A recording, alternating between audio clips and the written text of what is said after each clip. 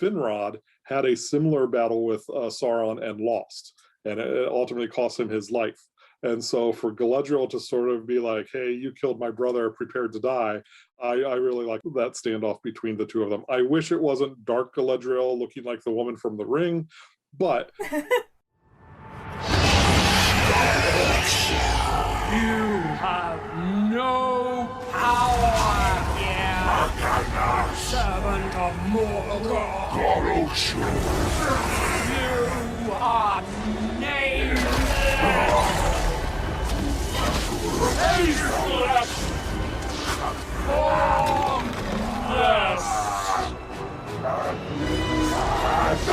Go back to the void from whence you came!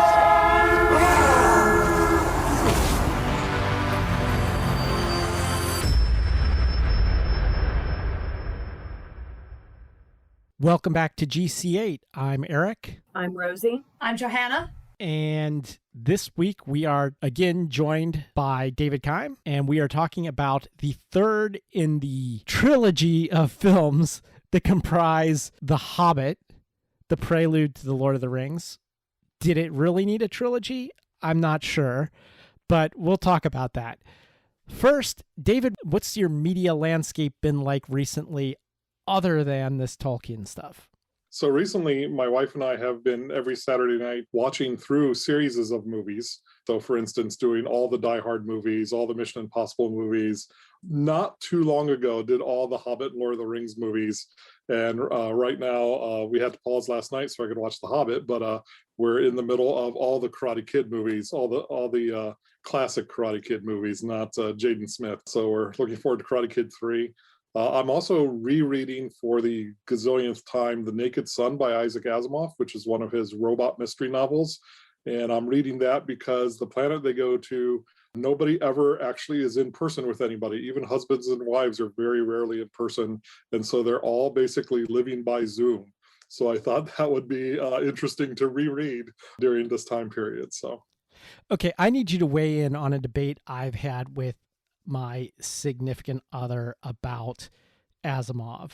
First of all, she has a very broad claim that there aren't a lot of good female characters in classic science fiction to begin with, which I find strange because we've got McKillop, Norton, McCaffrey, Le Guin, Bujold, like C.J. Sherry. I can name so many female science fiction writers from the classic era. You know, Mercedes Lackey, the list goes on and on. But she, like most people, when they think of the classic era of science fiction, thinks Heinlein, Clarke, Asimov, and maintains that none of them have any good female characters. And I'm like, well, wait a minute. What about the robot psychologist? What's her name? Help me out. I don't know the name. I know what you're talking about, but anyway. And she's like, well, that's not really a female character. She's a robot. I'm like, she's human, but she relates to robots more than she does humans. And I'm like, yeah, she's a nerd, in other words. Well, while reading Naked Sun, there is two female characters that could be lead or co-stars, and I don't know that they live up to Me Too movement standards of good female portrayals, so or even 1970s standards of good female portrayals. So Susan Calvin was who I was thinking of. Dr. Right. Calvin, yeah. Dr. Calvin, right. That's tough. That's not my story to tell, but I did notice the female characters were particularly weak in The Naked Sun. Okay, anyway, let's we got a lot to talk about, so let's jump into this movie here. But before we do, we need to talk about the year. 2014 was not, in my personal opinion, I don't think it was nearly as exciting on the social media forefront. But there were some other great things that happened, okay? So marijuana was legalized. On January 1, the very first cannabis store was open in Colorado. A polar vortex hit North America, causing all kinds of problems that winter to start the year off. And there was also a drought in California. We had the Winter Olympics in Sochi. This was also the year the MH370 vanished, never to be found, and all 239 people considered dead. That was the year of the Ebola outbreak. Apple bought the Beats headphones from Dr. Dre. This was also the year of the ALS Ice Bucket Challenge. In Ferguson, the 18-year-old Michael Brown was shot by a white police officer, triggering a racist debate in the United States again. This was also the year we lost Robin Williams, one of my all-time favorite actors, so I had to mention that this was the year that we lost him and the world changed because he was amazing. This was also the year that Bill Cosby fell from grace with his rape scandal. There was a Sony hack. They said that this was North Korea retaliating because of the movie The Interview. That's why they were hacked. U.S. and Cuba were back on the mend, and then the year ended when Eric Garner was killed by a white police officer from a chokehold for selling illegal cigarettes, and that the hashtag I Can't Breathe was trending. So the day that we're recording this, there's another one of these stories in the media. It like hit this morning. Some of you guys might have known that Rosie and I were punk rockers, and it was normal for us to come into conflict with the police on a fairly regular basis. And it is terrifying in the U.S. to come into conflict with a police officer. And some people who live in other parts of the world might not be as familiar with this phenomenon. So, and I promise you this connects to today's episode. In my late teen years, my father, who was also an academic, decided to, or was asked to speak at Oxford in England. And he took me along. I so wanted to go to England. I had never been to England. And so we landed in Heathrow and spent a couple of days in London. And I was stoked about this because I wanted Doc Marten boots, which you couldn't get in the United States at that time. And I knew that the only place I could get cherry red Doc Martens was at Shelley's Shoes in London. So I went and I bought them, and I loved these Doc Martens, and I started wearing them immediately. I hate being the guy that looks like a tourist. So even though like I became a punk because I was tired of getting beaten on as a nerd and said, okay, I'm just going to act out the part, you know, but I hate standing out in a crowd as a tourist. So I didn't know what to pack for London. So I packed a London fog coat. You know, never mind that those are made in the U.S. That's appropriate. I got this black trench coat. I'll wear that. So we're in Oxford, and I'm wearing my black trench coat and my cherry red Doc Martens, okay? And Oxford's a college town, and those who live in a college town or know about college towns, like everything closes. Johanna can back me up on this. Everything closes at like 8 p.m. on weeknights, right? It's not like living in a real city, you know? So I go from London, which is alive 24/7, to Oxford, and I was still a big nerd, right? So I knew that the Inklings met at this bar called the Eagle. The Eagle and Child. The Eagle and Child. And so I wanted to see it. Of course, it was closed, being a weeknight. And so it's like getting dark, and I'm walking down the street. I find it, and I'm like peering in the windows of this place when I hear, weet, weet. I hear this like tweet sound, like, and I look, and it's like a bobby blowing a whistle, you know? Like, now, Rosie's automatically laughing because we're used to cops rolling up on us in cruisers, and they'll slam you up against the car and frisk you and start asking you questions. If you're white, if you're black, you end up face down on the pavement. Forget about it. But Right. But so this guy's coming at a brisk waddle toward me, and he looks every bit in my mind like I picture a Keystone Cop. Like, you know, they have these domed helmets that they wear, and he's got like the brass buttons, you know, the coat with the brass buttons, and the little billy club that he's swinging around, and he's coming toward me. And I gotta realize that in his mind, he's looking at me, and I don't look like someone, I'm a foreigner. I don't look like someone from Oxford. I look like one of those, I'm wearing Doc Martens, a long black trench coat. I look like one of those, troublemakers from London, you know, one of those, the rabble, you know, peering in windows, rouser. right? So, yeah, my first reaction is run, because that's what we would do when the cops came for us in Clifton. It's like, run, they can't catch us all, duck down an alley, you know? But then it occurs to me, there's only two ways this can go. It's not going to be like the first way, which my mind automatically imagines like yakety sax playing and like this like Benny Hill scenario where he's waddling after me, at 2 times speed, in black and white.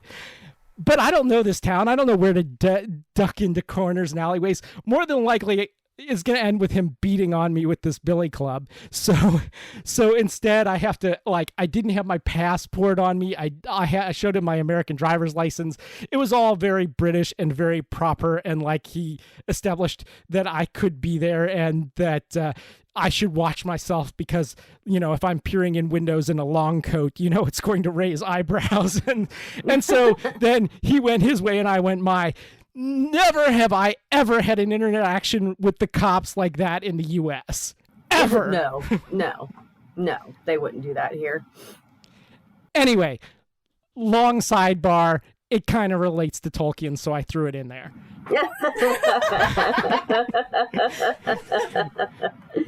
I just also wanted to mention real quick that was also another good year for movies because we had Godzilla, we had Guardians of the Galaxy, Captain America, The Winter Soldier, Interstellar, Gone Girl, John Wick. That was the first John Wick movie that came out that year. And X-Men, Days of Future Past. That was a fun movie. And Divergent came out that year. And I'll just keep it at that. There were plenty of other movies that came out that year, but that was also a good fun year for movies. Yeah, and the nominees that year, again, the nominees in 2014 were all excellent films. Cate Blanchett, who we're going to talk about soon, was nominated for Best Actress for Blue Jasmine at the 2014 Oscars. It was also a great year for Matthew McConaughey. The McConaissance started this year. All right. I'm here for it. And do you see what I have to deal with every week? This is why I was like, I'm getting a guy on here. He's like, I need to fill the testosterone, the lack of testosterone on this show. Hey, I'm all about crying Matthew McConaughey in Interstellar, so that's my jam. And 12 Years a Slave, I think, won Best Picture this year. Other notable titles: American Hustle, Gravity, which was a huge hit, also, a technological wonder. No, not all of us are fans. I'm starting to get a sense that this was maybe the beginning of the end of the Oscars recognizing great cinema. 2014 seems to be another decent year. I don't know, man. I don't have a lot of respect for the Oscars sometimes because sometimes I feel like they overlook really good films for the sake of being politically correct, and go ahead and crucify me. I am not a conservative, okay? I'm just saying I've noticed that has happened over the years, and I think that that's a shame. Oh, yeah. No, you're totally right. Green Book was a disaster. Because everyone agrees that a lot of nominations now have the sheen of promoting diversity and inclusion, but they've missed the mark 85% of the time. And this is why looking at the nominees from, the early 2010s, I mean, I'm sure there are a lot of great indie flicks that they overlooked, but there are a lot of great indie flicks that actually made it onto this list. Philomena was nominated for Best Picture, that cute little movie with Judi Dench. And Nebraska, the Alexander Payne comedy with Bruce Dern that's shot in stunning black and white and is just this incredibly low-key, hilarious comedy, that made it onto the Best Picture nominee list. And we just haven't seen anything like that up until this year, when the only films that came out in 2020 were independent films. So, but more on that anon. We got other things to talk about. I want to talk about set design. They took over, a good part of New Zealand for the landscape porn we've discussed earlier, but they also built sets through all 8 acres of Stone Street Studios on the Miramar Peninsula in New Zealand, as well as 6 sound stages. The production was absolutely massive. They were helped by Tolkien illustrators John Howe and Alan Lee, who have spent their entire careers developing a deeply researched, very intricate rendering of Tolkien's universe on book covers, in special illustration plates that appeared in the later editions of the books in the 80s. And they took these thousands of illustrations and handed them over to art director Dan Henna, who helped realize them as physical sets. One of the phrases that came up in interviews when they were talking about these illustrations was this idea of adaptations of adaptations. And that a lot of the work they're doing is taking Tolkien's Middle-earth realm, which is in some ways an adaptation of medieval culture and real history and real artifacts. And then they have to adapt Tolkien's adaptation of medieval life into a recognizable, cohesive world. We're going to talk about some examples, but first I wanted to read a really great quote from John Howe about this approach. Bestowing a level of integrity on any fantasy world means accepting aspects of it that you may never explore, constructing an alternative art history, creating artifacts and costume styles, accepting inconsistencies and blank spots, finding the best way to make it appear as a realistic universe. Something of a contradiction, perhaps, but the necessarily empirical approach involved weaves these inconsistencies into the fabric of the place. And so I think as we're thinking about, is Middle-earth medieval Europe? Is it its own thing? What are the areas that don't fit with our concept of medieval life? What are some of the areas where in some areas of Middle-earth it works one way and in some ways it's another? That trying to blend these inconsistencies into a world that feels inconsistent the way the real world does. It can't all be perfect. It can't all be uniform. It can't all make sense. Otherwise, it won't feel lived in. So with that idea, one particular set piece, the Castle of Dol Guldur, as a broken down medieval castle where some evil shit has gone down in the past and is still lurking everywhere, and how they managed to make it feel like it belongs in history, it belongs in myth, but then also belongs in this Middle Earth, I think is extremely well done. And that the set pieces do fit with the world of the illustrations that Howe and Lee created. It would later go on to be restored yet again before Lord of the Rings, but it is a place where Sauron or his minions keep getting attracted to as a base of operations. And so I liked its depiction of being, yes, kind of deconstructed, but still usable. And one thing to keep in mind is that Tolkien saw all of his Third Age stories, The Hobbit and The Lord of the Rings, as the end of the time of magical beasts in the world. So we are seeing whether it's going to become the Age of Man or the Age of Orc, that's the suspense. But it is the ending of the Age of Elves. It's the ending of the Age of Magic. It's the ending of the Age of Fairy in Middle Earth. So you're starting to see those older civilizations start to crumble. I will throw out the geekiest comment that will probably be made today. There are a couple scraps of Tolkien writing that implies that perhaps the Middle-earth stories take place in Europe pre-Ice Age, and then they get erased by the Ice Age. So that I can't say that Tolkien definitively believed that, but there are hints of that idea in a couple different places in Tolkien's writing. In my headcanon, that's when it happens. We've talked about headcanon before because Robert Howard with Conan also implies that the Hyborian Age predated our Stone Age, even though it totally represents our Bronze Age, and Tolkien totally looks like our Iron Age, and but let's just say in my headcanon, all of this stuff happens in pre-Paleolithic times. It's so interesting, David, the way you phrased that, as Tolkien believed this is when this happens.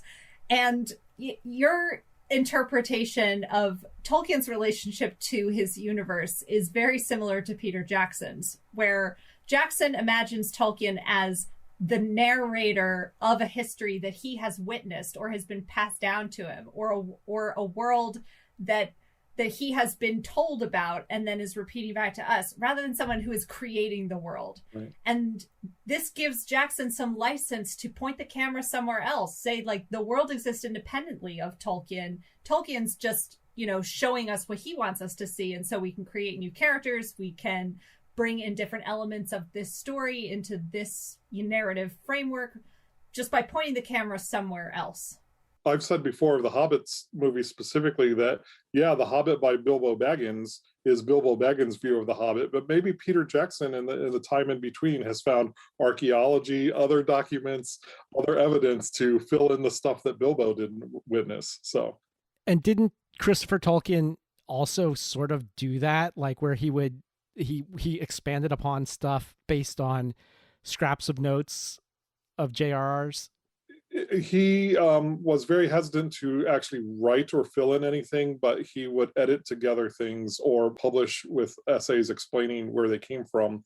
A variety of things of Tolkien's writings. That's what Tolkien's son's entire career was publishing scraps and drafts of Tolkien's writings. One thing that's interesting about Tolkien writing is that, yes, he actually writes in that the story, he has inherited the stories and is just translating them. So there's a fiction about how those stories come about. But then what he does is, as he's writing, he drops in these little hints and pictures of a wider world just for color, just to give a more real three-dimensional color. And then he obsesses for the rest of his life of, what did I mean by that? That has now been published, and I got to figure out what that means. And going back to one of the very first questions, he went to his grave not knowing exactly what orcs were. And he went to his grave not knowing exactly who the Blue Wizards were and when they came and things like that. So he would drop these things in, and then he would obsess for the rest of his life trying to figure out what that means. I think that there's also an epic story tradition of the author being the narrator. The Homer idea of, I think the Iliad or the Odyssey starts with "Sing in me, Muse."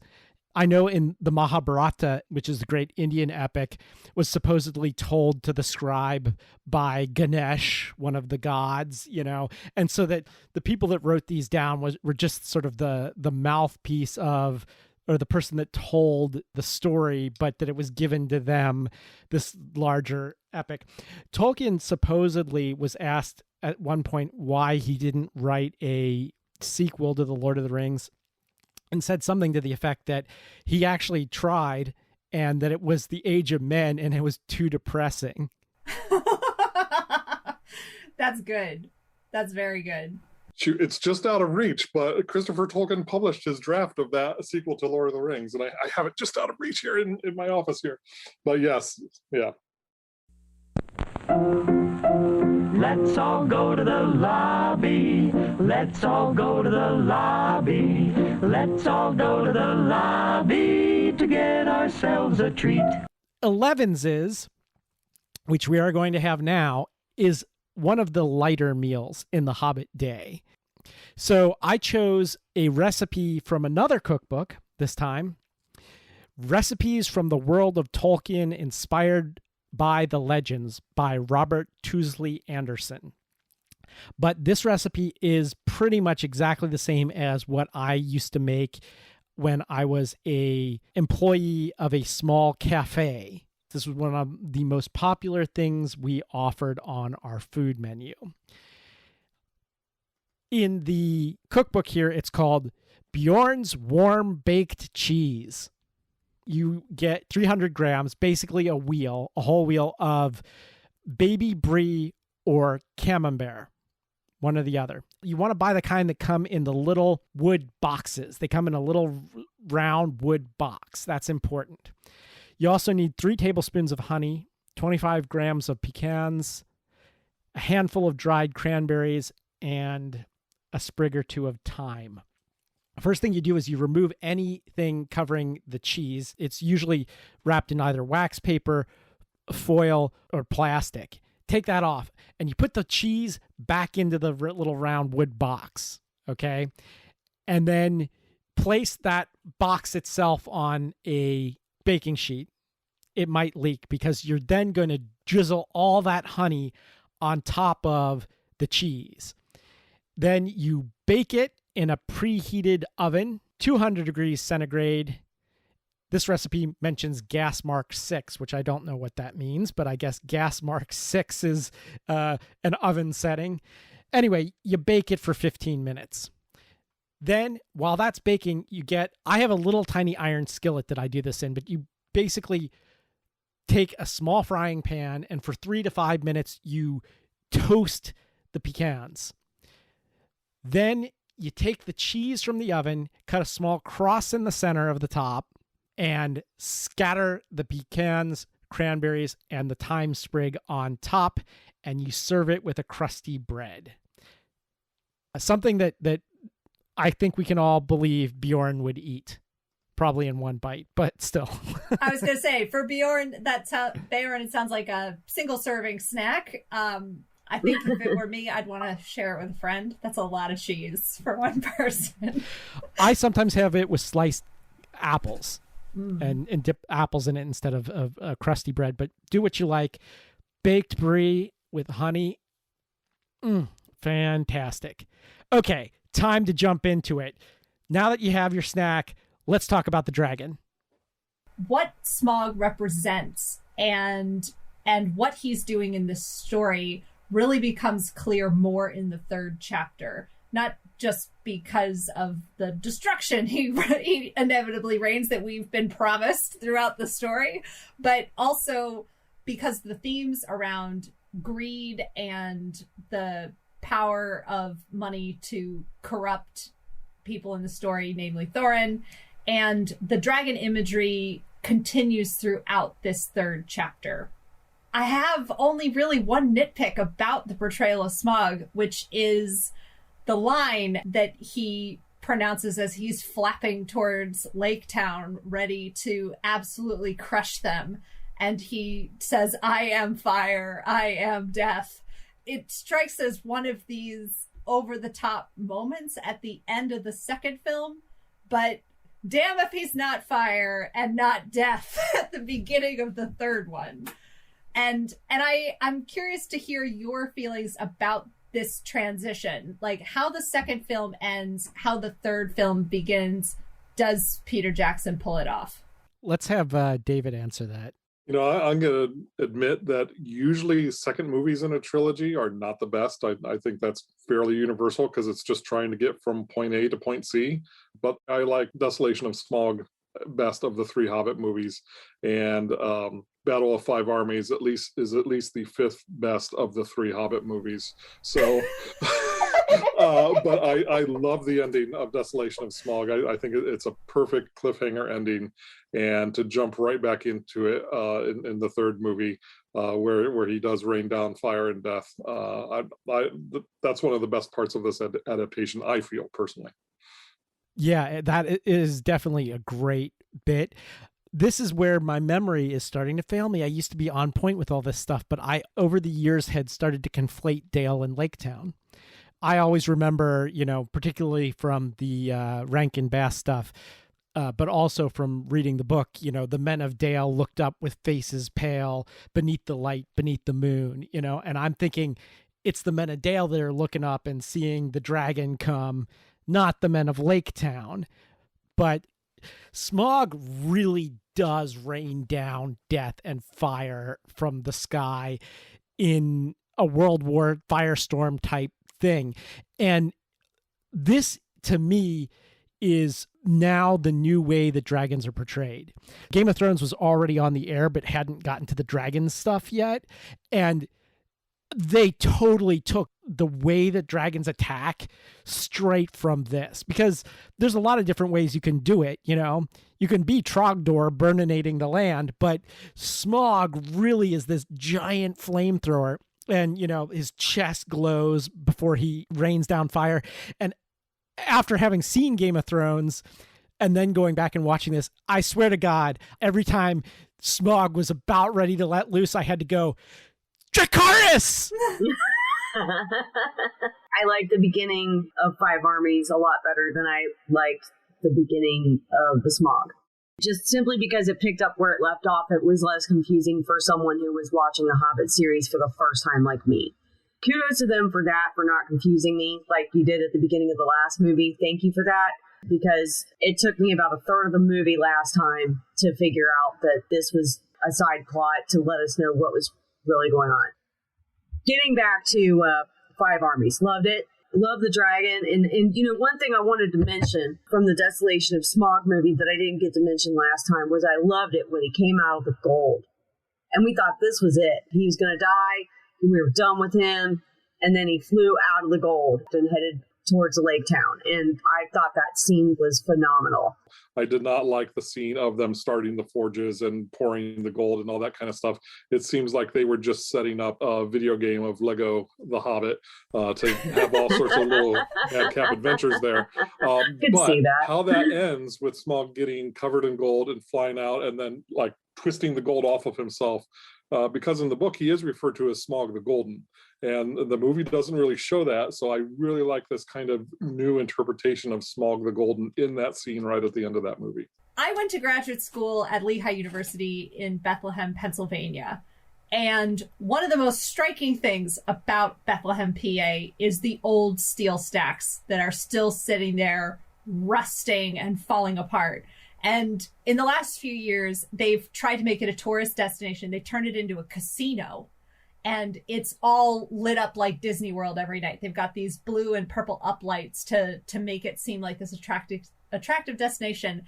And while I was living there, I had this feeling like I was living with a dragon in the city. This sense of this like huge hulking beast that was occupying an area where it used to produce treasure and was a huge symbol of capitalism and greed. And ultimately, this beast had just kind of nestled there, and people were continuing to feel the deleterious effects of not being able to breathe. I mean, like all of this dragon symbolism was just like really intense in Bethlehem. And then to turn the steel stacks into a casino was just like, just one more over the edge. But like, I love how intensely Tolkien has rendered this like dragon mythology of the dragon being attracted to wealth and hoarding it, and that Smaug like, you know, buries himself in the pile of gold like it's a down comforter. It's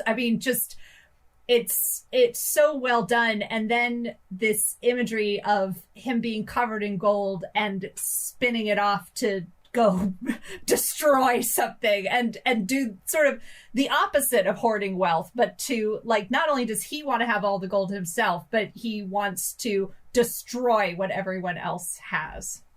Since we're talking about Smaug the Golden and this interpretation of it, I got another animal color that's one of my little nitpicks from this film. And this may be a headcanon thing, so I have to consult with David and see if he has the same impression. But at one time we see Gandalf racing to get there at a full gallop on his horse.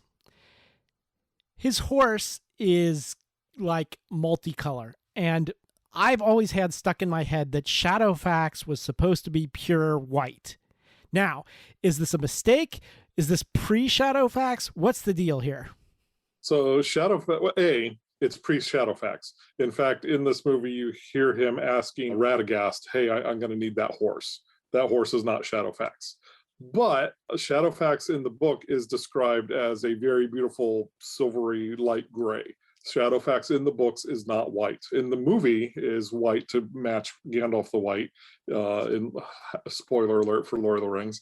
So this is not Shadowfax, and in fact, the movie depiction of Shadowfax, while I think it's a fair adaptation for the visual, is incorrect. And Shadowfax is in fact gray. And it's shadow. Yeah. Even before I had seen this film, I had always envisioned Shadowfax as being white for some reason, but even before I saw the Lord of the Rings films. Anyway, weird little animal color thing I wanted to get out there because I was reminded of it by Smaug the Golden. Speaking of weird little animals, can we talk about Alfred and the people of Lake Town and the dynamics there? I mean, talk about the most weaselly weasel little character. Yeah, he's the Weasley of the Weasley. That's for sure. He out Wormtongue's Wormtongue, right? Oh, yeah. He's just the worst. I get why he's added to the film, especially in the extended edition of Battle of the Five Armies. I just wish there was less of him in the film, to be honest with you. Oh, no, I agree. And especially because I feel like he adds this overkill element to the themes of greed that it really doesn't need to be there. Like, I like that the Master and Alfred represent, it's not just dwarves, it's not just dragons, it's everybody. Everybody is victim to this greed problem. But in the third movie, it like gets to the point of like, now you're hitting us over the head with this. Right. Like, it's the stuff we get with Thorin and the themes around greed and how he's changed by it is already pretty strong and pretty didactic. And Alfred just makes it like, okay, God, like, we get it. I gotta agree, because Tolkien is this is one of the central themes of Tolkien's works, and he's pretty heavy-handed about it already. The idea that greed, the lust for money and power, is the greatest evil in the world. And gold, you shouldn't value it over everything else. In fact, one of the most famous Tolkien quote that everyone knows is his inversion of Shakespeare's "all that glitters is gold" to "not all that glitters is gold." And like this added character that's just so greedy, because we already had the greedy town baron guy. The Master, played by Stephen Fry. Yeah. Great little character bit there for Stephen Fry. Yeah.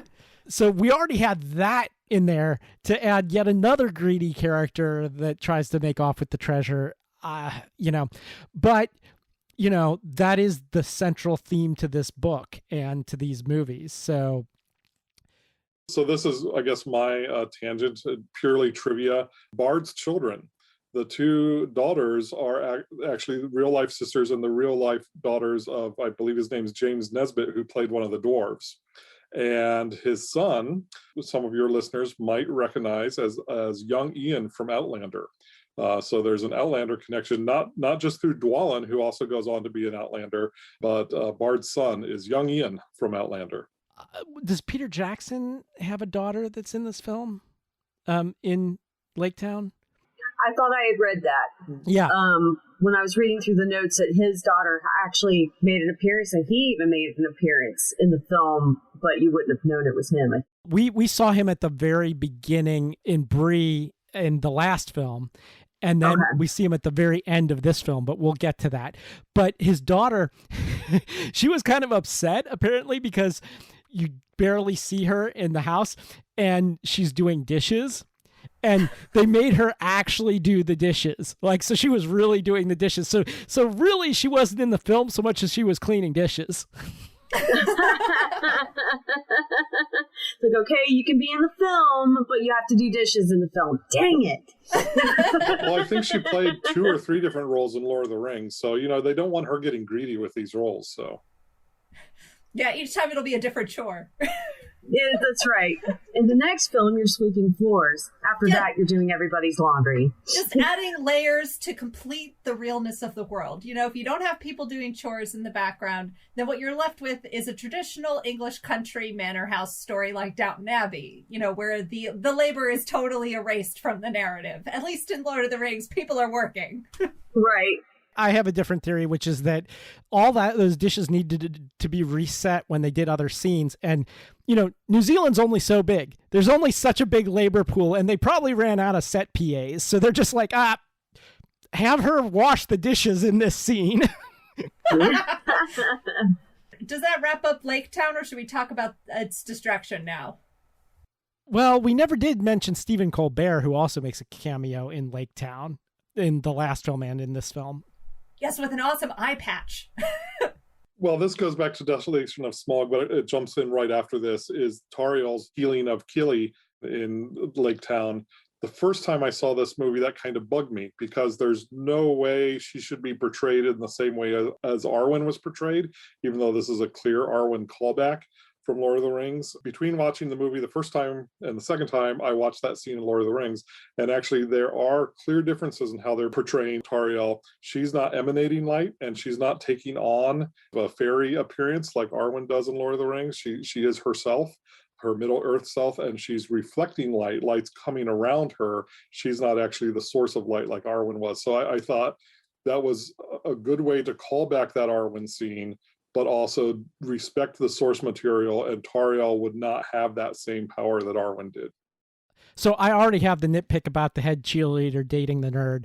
But on top of that, not only did they create this character for this, but, she's kind of the Mary Sue here. Although I would throw out the healing scene is more in keeping with Tolkien's writing about the strong women elves in his writings, whereas maybe the battle stuff is not so much what she should be doing according to Tolkien. So I think also some of it is just a visual component. There's something wonderful about watching the elves battle the way the elves do, with, a lot of archery and very dancer-like movements, which is in such contrast to watching the dwarves fight. And I think that if we didn't have Legolas and Tariel in the mix in these battle scenes and have personality, people we care about and could follow, I think the fight scenes would get much more boring much more quickly, because there's just a limit to what the dwarves are able to do, both because of them being dwarves and their style of fighting, but also their particular size and weaponry. There's just limits to what you can do in choreographing those fight scenes, whereas it seems like with the elves the possibilities are endless and maybe even to a point of being ridiculous when it comes to Legolas. We might get to there later, but that's one of my nitpicks about this film. I think that's all of our nitpick, but we could get into that now. I think it's time that this is the Battle of Five Armies. We could start talking about the fighting here. And I got to say that I'm not as opposed to it as some of the rest of you guys are. I really like a good battle. And this book is fundamentally different from The Lord of the Rings. It's much more lighthearted, and they had fun with it. And I'm good with that. This is not the battle for the Pelennor Fields. This is, the Battle of Five Armies. All right. It's a little over the top. And the dwarves on goats, whoever came up with that was genius. Because I don't remember dwarves on goats in any previous incarnation of this. Some say rams, but they definitely say goats. Balin even says, "My goat riding days are over," which apparently that became a phrase that the crew would always say. If someone was done or was leaving, instead of being wrapped, they would be like, "My goat riding days are over." But yeah, some of the battle stuff gets way over the top, and Peter Jackson just doesn't have someone to reel him in. And this is where he gets into Lucas prequel territory, where you have things like Legolas jumping down, stabbing the troll, making it knock over the tower into a bridge, and then he's running up falling stones, defying gravity, that kind of stuff bugs me. Yeah. And what's interesting is that they seem to swing back and forth between cartoonish video game style thing where you could just picture Legolas running up the falling stones forever. It would be like a whole level in Mario of trying to get across this bridge. But then you have some really awesome fight scene moments, like Thorin's confrontation with Azog on the ice, which could have had the same level of cartoonishness, but actually was executed beautifully, I thought. Agreed.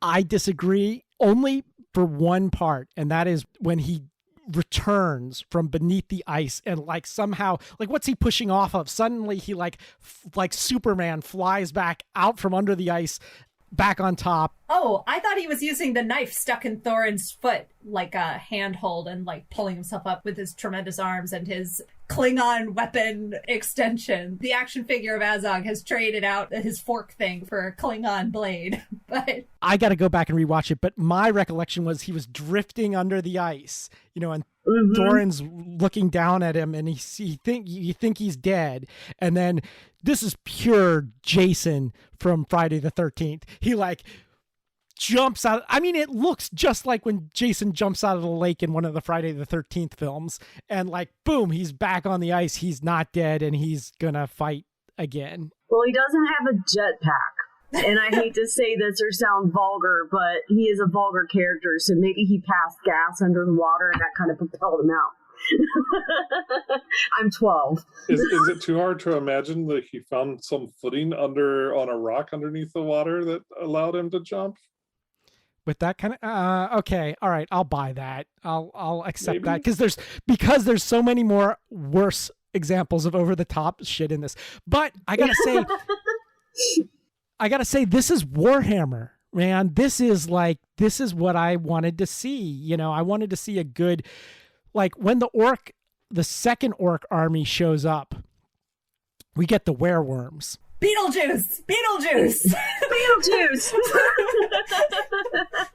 We talked about Beetlejuice. We talked about Dune. We talked about, where else did we have a giant worm? The Krayt Dragon in Mandalorian. Mm-hmm. Yeah. So I listened to the second audio commentary track when the werewolves showed up to see how they would justify this. And Peter Jackson said, this is a direct quote: "Whenever you paint yourself into a corner, add giant worms." Makes perfect sense. That's King Kong in a nutshell, if I've ever heard it. I'll just point out that in the book, there is no army from Dol Guldur at that point. And if you follow along with the geography, there's no way they can show up where they need to show up. So yes, Peter Jackson has painted himself into a corner. He's got to somehow maneuver that army past the other armies, and therefore werewolves. But yeah, I don't like them. Now, we could say he sensed army from Dol Guldur attacked Dale and the Lonely Mountain during the time frame of the Lord of the Rings. Maybe he's adapting that too. But yeah, the army could not show up where they show up without somehow getting around the elf and Lake Town armies. And so werewolves. The werewolves are their tunneling mechanism so that they can show up without being seen until they arrive on the scene. And it's important that happened because in this adaptation, they are the Fifth Army. And there's a lot of debate about what the five armies are, but we know that the elves are one army, the dwarves are another army, the men are a third army, and then these two orc armies are the fourth and the fifth. Is the giant eagles the fifth army in one version of accounting? Because, like, yay for the giant eagles coming back. Some people say the wargs are an army. Some people say the eagles are an army. What about the Ironfoot, though? I know that they're cousins of the dwarves, but, I mean, they showed up on their own, didn't they? I think they count as the same dwarf army as Thorin's people, too. Thorin's people aren't an army. There's 13 of them. So, yeah, they're not an army. But Okay. But my personal interpretation of the five armies is that the eagles are the five army, that the orcs are one army and the eagles are the fifth army. And this is why. Going back to the book, and I know that I'm not the first person who's ever suggested this, but this has always been my interpretation of this, is that it's a World War I metaphor. And possibly World War II, which was already going on a bit too. The dwarves, to me, represent the Brits. Stubborn, resolute, stiff upper lip, keep calm, carry on, that kind of stuff. The elves are like the romantic French. Historically, there's bad blood between them and the dwarves, between the French and the Brits, but they're both going to be allies against that greater threat from the East, which is, of course, the Germans. The orcs are the Germans. They're the bad guys. They follow the Dark Lord. And the men, to me, represent the Russians. They just fight with whatever farm tools they have handy, and they're forced to fight on the opposite front from the rest of the Allied armies. They're like on the other side of the battlefield. And then the fifth army, to me, is the Eagles, because the U.S. What better symbol of the U.S. is there than the Eagles? They're late to the fight every time, but they swoop in and save the day. That is the U.S. in World War I and World War II. So that's my interpretation, and that's why I choose to believe in my headcanon that the Fifth Army is the Eagles. In the book, there's only one orc army. They come in two waves strategically, but it's only one army from Gundabad. So in counting your armies, you either have to count Thorin's 13 as an army, which I don't, or you count the Eagles and Bjorn as a late-coming Fifth Army. So while we're talking about World War I think this is a great opportunity to talk about the Arkenstone and some of the themes around greed, and that possibly as an interpretation or a critique of what brought everyone into World War I, a few power-hungry leaders fighting over who gets control of what, and inevitably bringing in all of these common folks, like the people at Lake Town who basically get firebombed And I think we should definitely talk about the Arkenstone in this chapter. While I was watching the Desolation of Smaug, I was like, what's so special about the Arkenstone? Yeah, it's a big gem, but look at all the rest of the treasure there. You know, it's like, I get that it's symbolic of the power of the dwarves, that it was inset on the throne and all of that jazz, but what inherent power does it have? I keep waiting to find out, okay, in this interpretation, is it one of the Silmarils? But in fact, we don't hear a whole lot about it having any particular special powers. It's just a gem. This whole thing reminds me of like when someone wins the lottery and then suddenly claimants come out of the woodwork. Actually, modern day treasure hunting is the same way. Like, you know, a shipwreck is found off the coast of Florida and suddenly Kansas claims they have a right to the treasure, you know, to a portion of the treasure, you know. So I kind of see it that way. I can see Thorin's point, like, hey, this is dwarven treasure, you know, but then the men are like, yeah, our town got destroyed because you woke up that damn dragon. But the way the elves describe their gems as being like pure starlight, Thandril says, you know, they're like pure starlight. That is a description of Silmaril to me.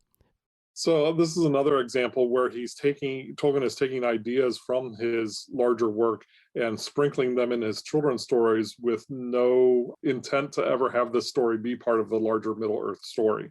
Definitely, I think he has the Silmarils in mind when he's talking about and writing about the Arkenstone, but absolutely it's not supposed to be a Silmaril, although ironically, in an early part of his writing, he actually translates some of his writing into Old English so that he can then say, hey, look, I have the Old English stories that I translated into English. Hilarious. And the word for Silmaril in the Old English translation of the Silmarillion is Arkenstone. So there definitely is a connection there, but I definitely feel this is one of those instances where he's putting ideas in there with no original intent to actually make them the same thing or have this story even exist in that universe. I don't know that he ever got around to explaining the Arkenstone other than as a symbol of that kingship as coming from the heart of the mountain. It literally was the heart of the kingdom.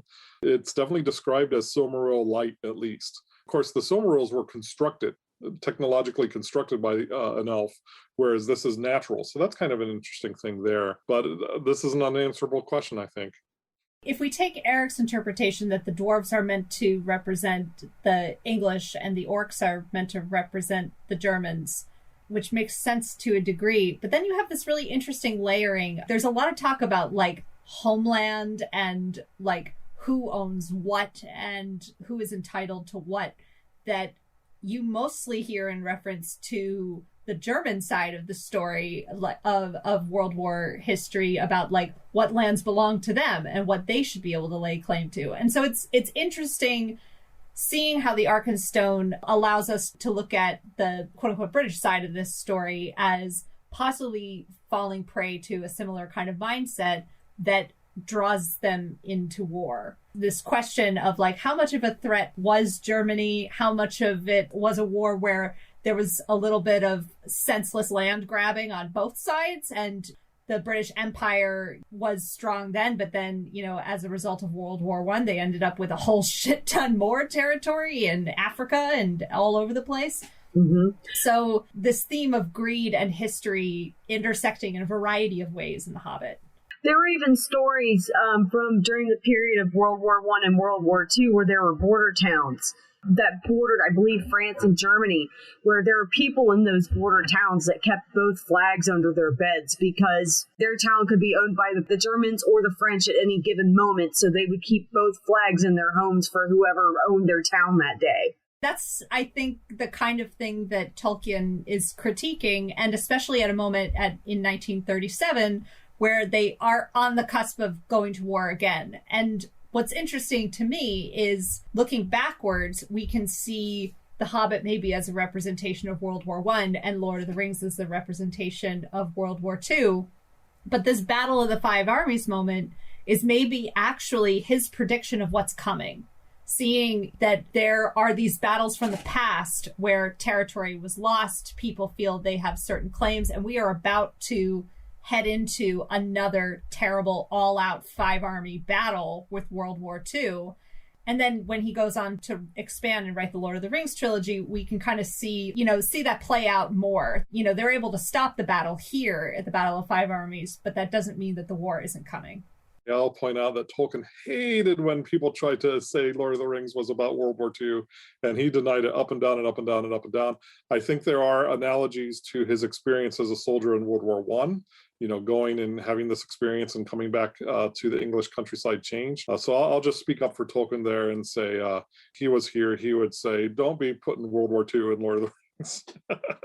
If all Lord of the Rings was an allegory about real history, it wouldn't have the kind of power that it has. The reason why the characters and the stories resonate is because it's grounded in deeper mythologies about human beings at war at all points of history and not just this particular chapter. Mm-hmm.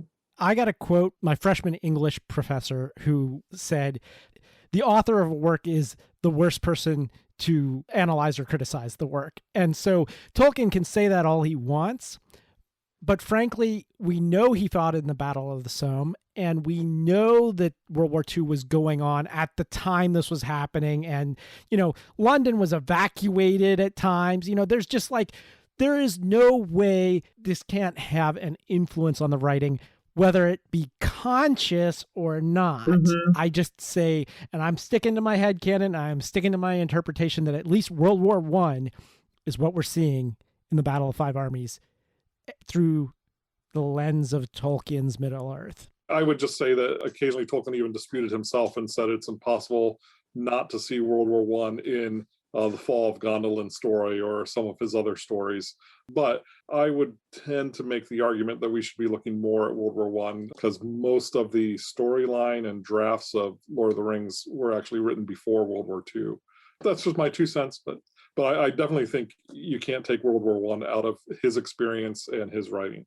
The only reason that I stick World War II in at all comes from the idea that an evil is coming back. Mm-hmm. The idea that we defeated this once before and now it's coming back, which is a big thing in The Lord of the Rings.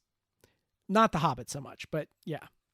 When people are going through World War I think that they knew that something worse was coming when World War I was over. Because, just from my own very personal experience, my great-grandparents came over here during World War I. They were both nurses, and they met in northern Ohio. So they came over from World War I, not together, but they met here and raised my grandma and her 3 older sisters. They knew something was up. That's why they came over here. And so you can't help but wonder if the temperature at the time, if people didn't see something worse coming later down the pike, even though World War I was over. So you can't help but wonder if Tolkien didn't know that too when he was writing The Hobbit.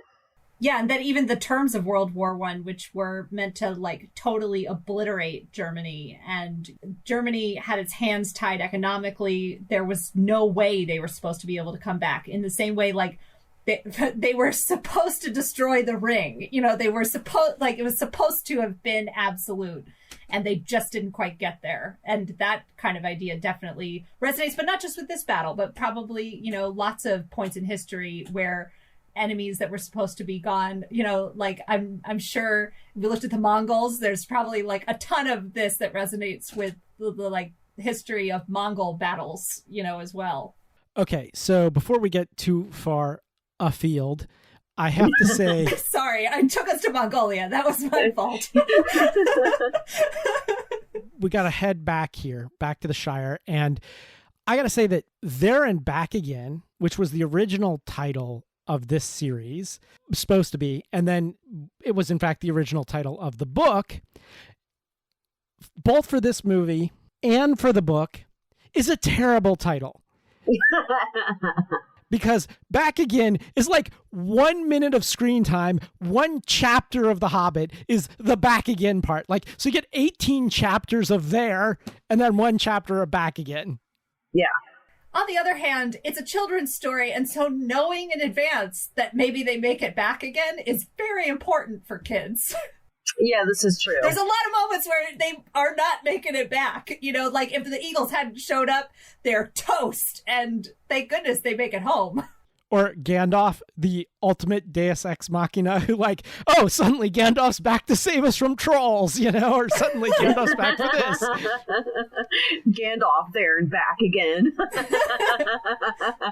Gandalf, why didn't he just go by himself?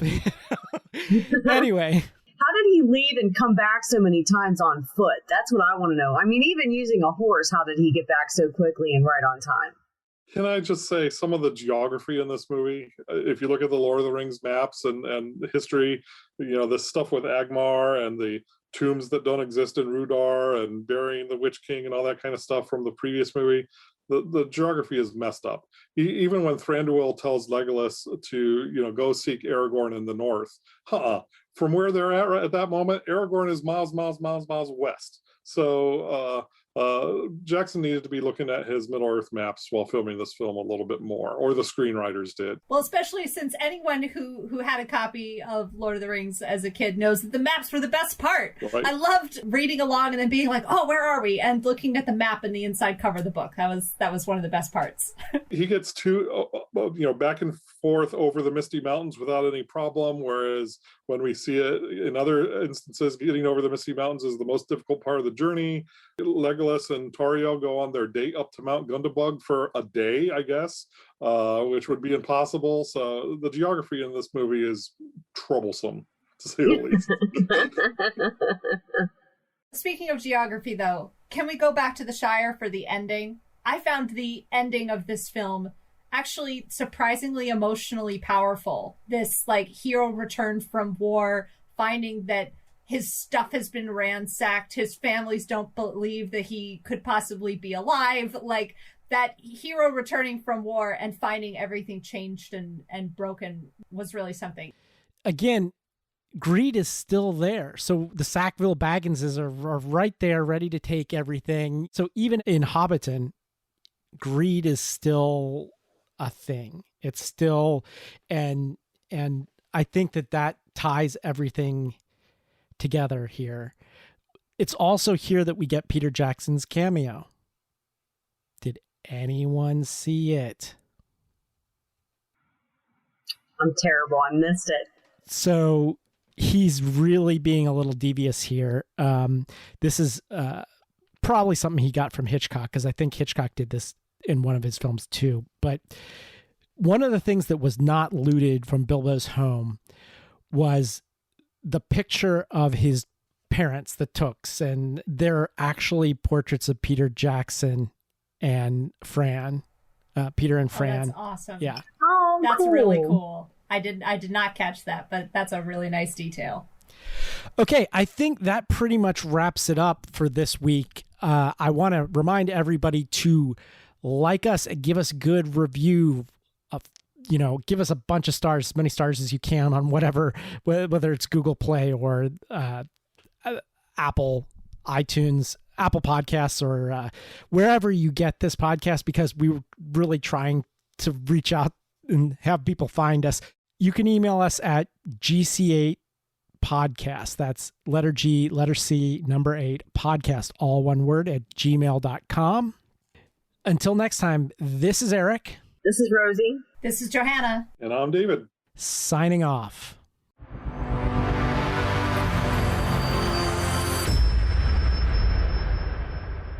In this movie, they give Legolas's mom sort of the same story as the Sons of Elrond's mom, sort of, not exactly, but pretty close. And Thranduil telling Legolas to go find Aragorn and hunt orcs with him. That's very much the story of the Sons of Elrond. So here we're sort of retconning the Lord of the Rings trilogy to explicitly state that